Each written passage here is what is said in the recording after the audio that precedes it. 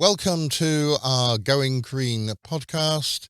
And today we're going to have a look at really a question about, can we rely on renewables?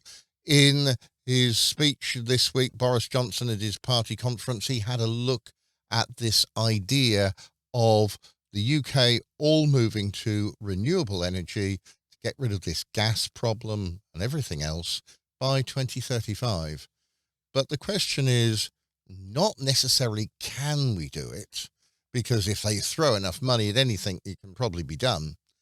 But can we actually rely on these renewables? And Paul and I are going to spend the next few minutes having a chat and look at some of these things. So, Paul, do you think we can rely on renewables? So, the honest answer is we should be, and it's one of those things where it's good to be reliant.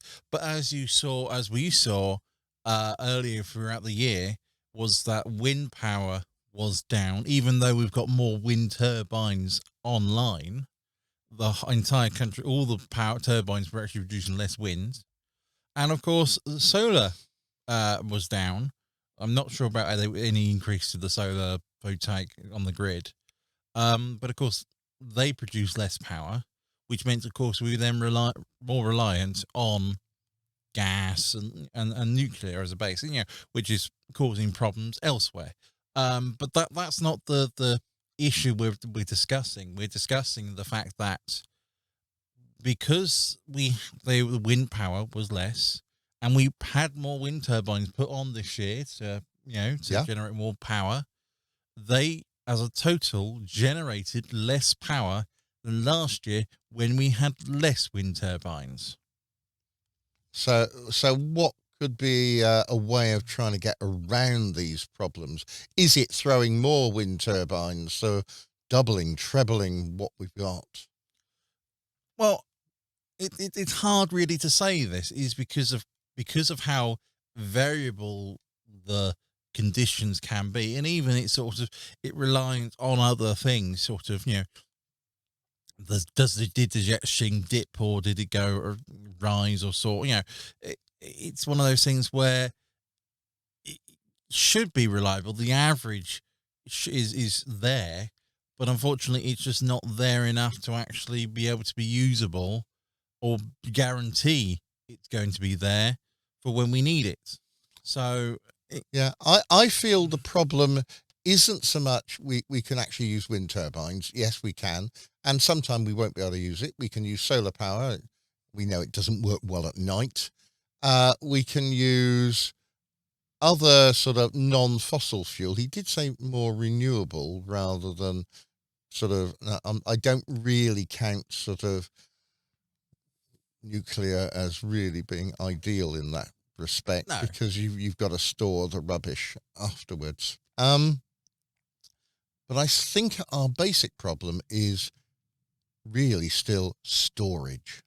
We got battery power, but they're not up to it really quite yet. And there are talks of doing this liquid air storage, and we'll have a look at that one in a moment. We can go more hydro, I suppose, but where? What do you think? So, I mean, it's one of those things where you say, yes, we need more storage, but it's sort of, but then you laugh, but where are we going to put that storage? How are we going to store it? The discussion of sort of whether you do it in the water or you do a liquid air storage, or even batteries. You've still got to generate power to then store it, to then be released when it's not. So in theory, if you say the wind varies, then the storage should be, you should have enough electricity and generate loads more when you're making loads, like last year where we generated loads. But of course, if we're generating less energy anyway, then there's less energy to store to be re-released. I can see the other problem is that generally year on year, our demand for electricity goes up, and we've got all this talk about everyone's going over to electric vehicles, and they've got to be powered somehow. And we know that they're not, well, an electric car, to put it quite bluntly, uses up more at the moment fossil fuel than it would do if you put petrol in the tank or diesel in the tank.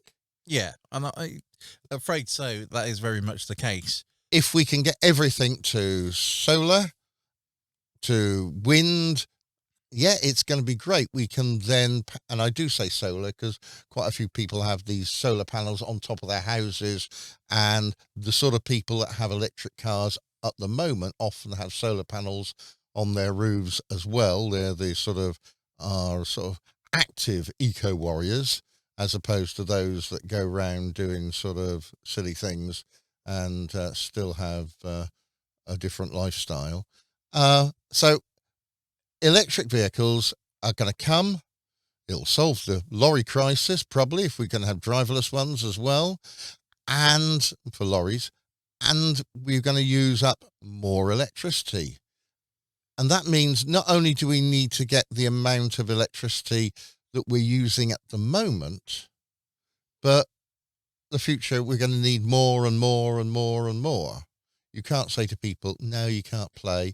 If you're going to go to no gas heating, then we're going to have to use electricity. And you've got two means of doing that. You're either going to run something which is going to grab heat from the ground, the air, somewhere else, or you're going to use it just to heat up an element, and that's going to be very expensive. Yeah, so it's a hard thing to actually say, what's the problem where we're going, is that fact that we're moving, more power is needed, the demand is increasing. And so the actual increasing the power delivery needs to be made, which is why, more wind turbines have been put in, because there's a more demand for it. It's just not quite matching the demand or the growth of demand. It's how long does a wind turbine take to be built, to be, put out to sea, wherever, minus the sort of how long does not a new person take, but sort of how long does a new home take to be put online and requiring power immediately. So one of the things that we talked about before we did this start of the program was we talked about, well, the wind turbines they put out to sea at the moment, they've done a lot of the easy ones. They're not too far out to sea. They're built on the sort of seabed, but we're going to basically run out of real estate to do that. And how about going on to these floating turbines? But they haven't really got those going yet. So that's a little problem, really. Yeah, it's coming. And that's what we're saying. Things are coming on. The innovation is happening quite a lot. And so it's just one of those things where you just can't really not get over it, but it's happening. People are saying, but they're unhappy with the pace of it's happening. Well, the answer is, there's only so much speed, unless you suddenly put more people onto it. But would that actually solve, it's when you say, throw bodies at the problem. Well, money more than bodies, really. I think it's twofold. I think it's money and bodies. But you get to a point where it's not worth it. That's the wrong way to describe it. But you're not getting that return of innovation speed increase. The research speed, how the quicker it goes. You're not getting that. Well, I was looking at some figures on how much renewable we're bringing online, and we did an awful lot, and that pace has actually slowed down of late over the last few years. I suppose the pandemic hasn't helped there. Probably a little bit of Brexit didn't help either, but it has slowed down. So we're going to really, if we're going to do all this by 2035, we're going to have to pick up the pace quite a bit. Yeah, well, this is where, as you said, we did the easy things first. And now we're having to work out how to do the hard ones, because the hard ones have different problems, or not necessarily different problems, but they're harder to achieve or to do, such as the floating wind turbines. But of course, you've got to make them float. Other things sort of, you're trying to plant all these trees, but where you could be planting trees, you could be putting solar panels. So, Or wind turbines. or wind turbines, exactly. So then you go, well, do I want to plant a tree or do I want to put a wind turbine? Now, one's going to help power us, and that's fine. The other's going to help solve climate change. So, we need both. we need both, but you can't put a tree and a wind turbine. Well, you can to a certain extent. Yeah, well, Small tree small tree, yeah. called a bush. So you can do some of that to a certain extent. I don't see why people can't, if they've got a field covered in sort of wind turbines. Well, they couldn't actually cover that field in solar panels as well. We could go to more biomass, I suppose, if thinking of farms.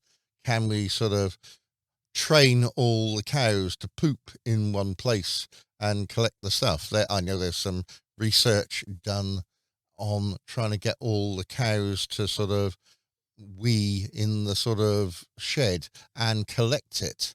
And that's sensible. They're doing that to try and get rid of the amount of ammonia in the EU. But is it really practical trying to do that? I was thinking also, we've also had the wave power go online off is it the Orkneys? I think it's the Orkneys. I think we get it right Yeah. this time. Yeah. And that's working. It's doing well.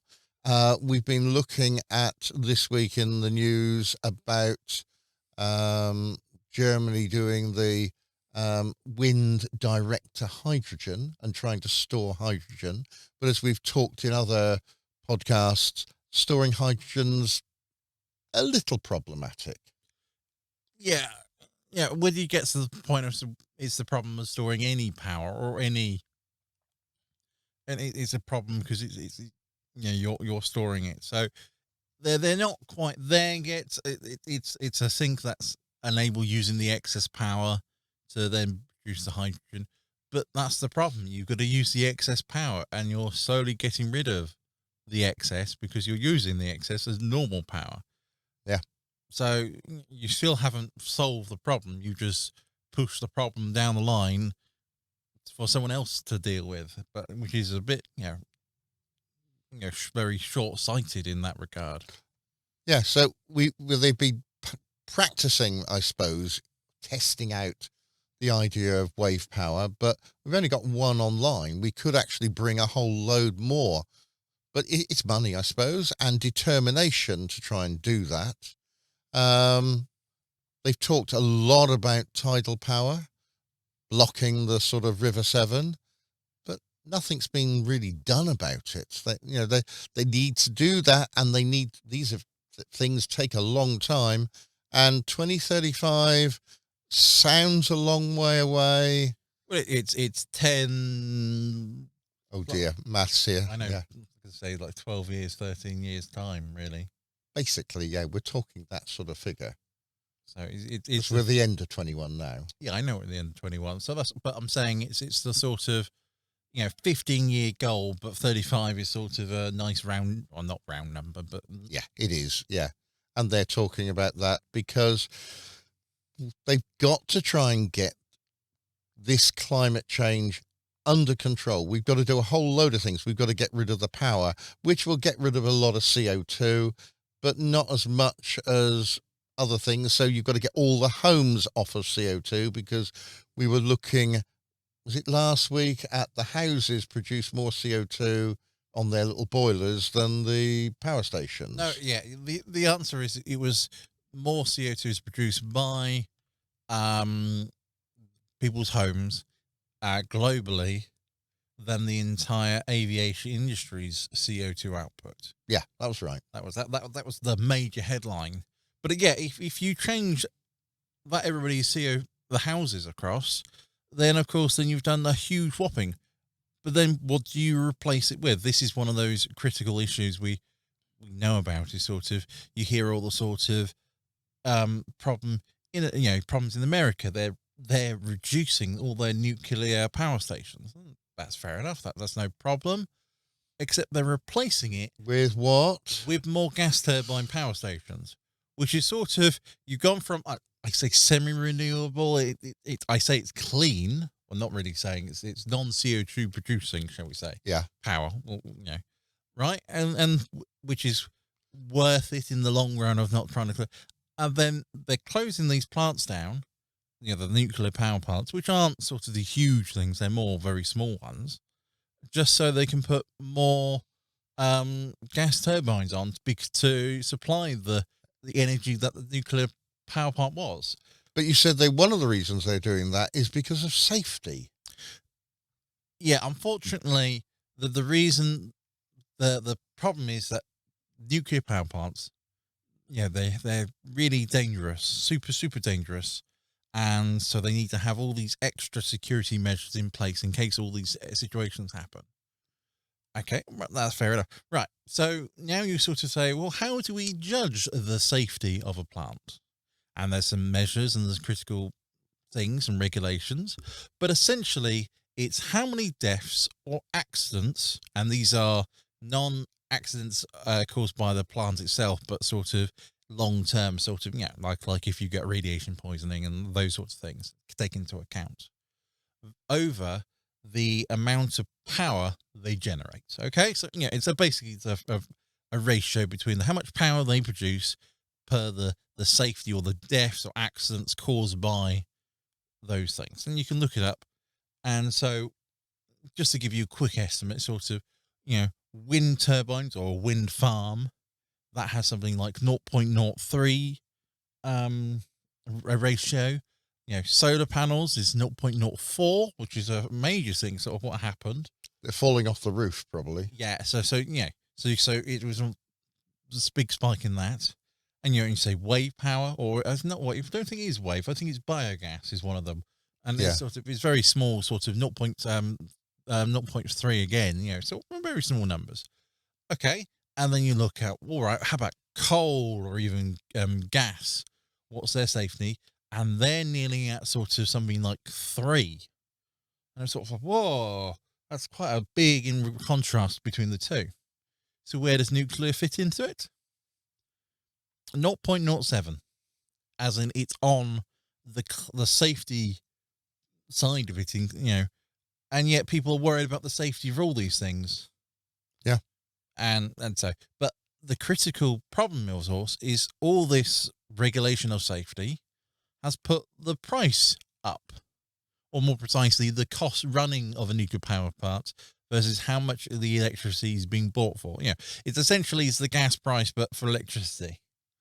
And unfortunately, it is not economical for these nuclear power plants to be run because it doesn't have to be there. Yeah, that's the economy happening. And safety costs too much is what you're saying there, really. Yeah. So because it costs so much for safety, let's not do it. Yeah. However, you take another industry, sort of like the gas turbines, and you say they're pretty much safe, except, of course, they are more hazardous working environments, and yet they don't have the same safety requirements as the nuclear one, which is, it's sort of, why don't they? And the answer is coal, gas turbines. If one explodes, no one really cares about it. Who cares? Whereas a nuclear one, people care a bit more. Quite a few people die with those. I'm thinking of places like Fukushima and Chernobyl. Well, yeah, but you're surprised by Fukushima, which of course is the Japanese one. How many people did die? And the answer is not that many, was it really? No, it was one. A whole one person died, right? And a lot of people were injured. I'm not putting it that way, And they've got quite a big exclusion area still, and will have for a long time. Yeah, but that's but as I said, that's taken into the previous calculation. That's all taken into it, and yet gas turbines, which are have more accidents, have more deaths, those sorts of things, don't have the regulations that the nuclear one does, and yet they're more hazardous. So one of the things we talked about at the beginning was this idea of liquid air plants. Now, we've got to try and store electricity somehow, and currently we store electricity by taking them and putting it into, at the moment, a reservoir. We pump water up from a low reservoir into a high reservoir, and then we let the water out, and that powers the turbines. Great, but it only goes down to a lower reservoir, and then when at night, when electricity is cheaper and people aren't using it so much, then we use that electricity to pump that same water back uphill, using basically putting back all the stuff that you've got out, so you can use it again. We're not really using that energy to HEP to create anything. We're just basically using it as an energy store. Now, in the same way, we can do that with liquid air. Yeah, it's not quite the same way. It's a bit more complicated than that. So, can you take us through it? It's going to be quite a compressed topic. Oh, very good. Yes. Yes. All right. So the idea is essentially gas takes up a lot of space, huge amount of space. But when you compress it, right, it takes a smaller space. That's fair enough. And when you liquefy it, of course, it's a smaller space than how much you compress it. Yeah, but it's also liquid, being its volume generated, not volume generated, but derived. To give a figure on this, if I take 18 grams of water, and that we're looking at something like sort of, I know, a little bit in a glass, aren't we, really? Well, it's 18 mils, yeah, but it's just sort of a little bit of water at the bottom of a glass, not that much, really, 18 grams. And you turn that to gas, that takes up a whopping 24 litres of volume of space. And 24 litres, you've just got to look at sort of a ruler and sort of measure it out. You know, the large water gallon bucket things, I think they're for like 5 litres or 5 gallons or something daft. It's approximately 5 of them. 5 of them. And that's from a tiny bit of water. And that's 8. Yeah, it gives a comparison, doesn't it? Yeah, exactly. So along those lines, is what we can do is we can turn water vapor, the air, make and shrink it and basically compress it, liquefy it. So this is just air, really, not the water vapor. Yeah, right. Okay, and that requires the energy. So you do it at night, and then when we need the energy, of course, we just let it. I wouldn't say boil off, but because we, to liquefy it, we have to refrigerate it. We just let it heat up, and that gives off, and that turns the liquid into gas. And basically, we can fire that gas, or when we release that gas, at a turbine. Because it is under very high pressure. Because exactly. And that spins the turbine, which generates power. So basically, it sort of is the water, essentially, is the, when you pump it up and down, is the sort of, when we've got cheap power, you compress air. And when there's a sudden demand, you just release it. It's almost on tap, really, but it's essentially... Well, it sounds good, and it sounds quite plausible. There's a site in Manchester that's been built, a test one. They're building a larger one as well. There's been quite a few. I was reading about all over the place. Yeah. So it is technology that works. Trying to get air isn't bad because it's all around us, so we can easily just grab hold of the air. If they would like to, they could actually make some more money on it, because if you bother to liquefy all the air, and that's quite cold, that's about minus 200 something. Yeah, it's chilly. And you allow it to just start to boil. Most of the air is nitrogen, So that starts boiling, and the oxygen hasn't. That's got a slightly higher boiling temperature. And you could do fractional distillation of air, and you could collect out lots of oxygen, which you could also sell. We always use lots of oxygen, especially in a pandemic. So I haven't seen that technology put out with any of these places, but they could do. And that's then using sort of two things to try and help. Yeah, but it's also without using, because that electricity to do it, you've already used it to liquefy it. Why can't you just sort of, when you're releasing at the power, you actually release it, sort of at different times, and when you've gotten to the temperature of the oxygen, you just, instead of, you fire the air into the turbine, or more precisely the oxygen into the turbine which spins it, and then basically you just collect it back again. So it's a problem, sort of, you're going to turn, because you're going to compress it back down, unfortunately, which I think is one of the reasons they don't do it. Is you compress it and then you uncompress it and then compress it again. It's a bit sort of higgledy-piggledy, but there are ways you can probably sort of rectify that with the cost of the oxygen, offsetting it. But yeah, it's one of those things where, in theory, doing this is a lot, I wouldn't say easier, that's the wrong way to describe it, but it's a lot smaller than having a reservoir. Yeah, and it's probably cheaper and longer lasting than using batteries. You can get batteries. Battery technology has certainly improved over the years, but they still don't last forever. And we know that batteries gradually get worse. And we know that from cars. Sort of, the battery lasts a few years and then you have to replace it and recycle it. So battery technology, I still feel, isn't there enough to power Britain. Yeah, it's not there to actually power long term. If that makes sense, it's all right in your car for those sort of journeys where you're using it lots, but for the long term, or even in the medium term, really, we're sort of, you're talking about a daily, overnight. It's a great way of actually storing the power at scale, rather than just saying, we can't build any more reservoirs or pumping reservoir storage because they're just lacking in the space.